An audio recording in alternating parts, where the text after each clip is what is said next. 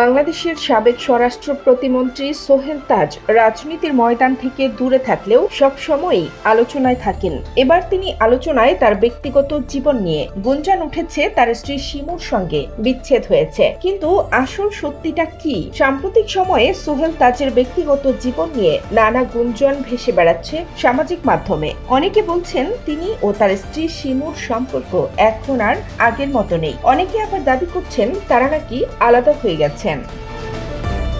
গুঞ্জনের সূত্রপাত হয় যখন সোহেল তাজ ও শিমুকে দীর্ঘদিন একসঙ্গে কোনো সামাজিক অনুষ্ঠানে দেখা যায়নি, এমনকি তাদের সাম্প্রতিক পোস্টগুলোতেও একে অপরের উল্লেখ নেই।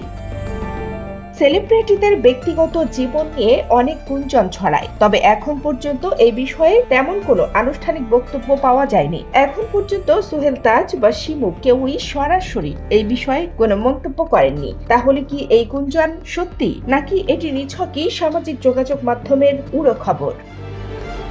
কানিজ ফাতেমা নিপা, খবর সংযোগ।